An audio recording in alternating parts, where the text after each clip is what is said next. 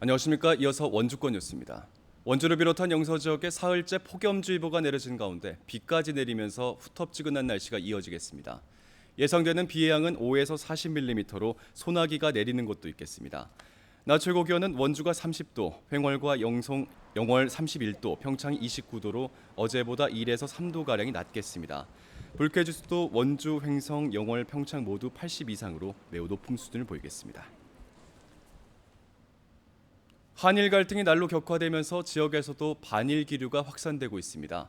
각 지자체도 일본과의 교류 행사와 여행을 잇따라 중단하고 있고 한 달 앞으로 다가온 지역 축제에는 일본 팀을 부를지 말지 깊은 고민에 빠졌습니다. 보도에 조성식 기자입니다. 원주 시내 거리를 무대로 한 댄싱 카니발, 댄싱 팀들의 화려한 춤사위와 군인들의 절도 있는 군무, 거기에 해외 전통춤과 전문 공연까지 더해집니다.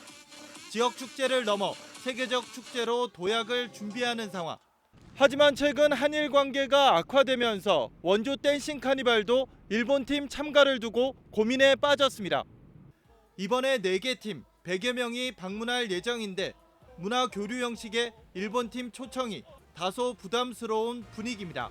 감정적인 대응이 일본 측에서 심화된다 하면 저희도 심각한 고민을 할 수밖에 없는 문제인 거고 만약에 심각하다면 정리를 해야 되지 않을까 그런 생각도 좀.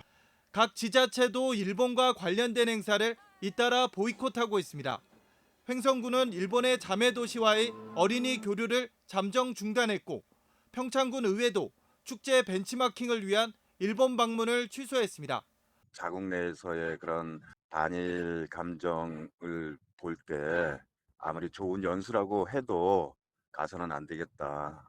국민의 한 사람으로서 같이 의회도 동참하는 게. 전국시장군수구청장협의회가 일본 정부의 수출 규제를 규탄하는 성명을 발표한 데 이어 원주시도 조만간 일본 제품 불매 운동을 공식화할 예정이어서 소비자 위주였던 불매 운동이 새로운 국면으로 접어들고 있습니다. MBC 뉴스 조성식입니다. 여학생이 다니는 도내 모든 학교에 생리대가 비치됩니다. 도교육청은 도내 모든 학교에 여학생 1인당 1에서 2만 원의 예산을 지원해 학교 화장실과 보건실 등에 생리대를 비치하고 필요한 학생들이 쉽고 편리하게 사용하도록 할 방침입니다. 이번 사업은 보편적 복지와 학생들의 건강권 확보를 위한 것으로 모두 9억 4천만 원의 예산이 지급됐습니다. 지난 5월 저희 원주 MBC가 무허가로 다량의 위험물을 사용한 업체를 보도한 이후 강원도 소방본부가 후속 업무 처리 지침을 마련했습니다. 이번 지침에 따르면 무허가 위험물 적발 시 즉시 봉인 조치를 하고 사용자를 사법 처리하는 한편 제거 명령을 발부하도록 하고 있습니다. 이를 따르지 않을 경우 강제로 집행할 수 있는 방안도 포함됐습니다. 한편 도소방본부는 원주 MBC가 보도한 업체를 비롯해 무허가 위험물을 사용한 도내 13개 업체를 적발했습니다. 부속 병원이 없는 국공립 간호대학 학생들의 임상 실습을 위한 간호 시뮬레이션 센터가 강릉 원주대 원주 캠퍼스에 개소했습니다. 강릉 원주대는 보건복지부의 간호대학 실습교육 지원 사업에 선정돼 국비 2억 원 등 총 3억 5천만 원을 들여 각종 시뮬레이션과 간호 실습 교육용 기자재와 장비를 구축했습니다.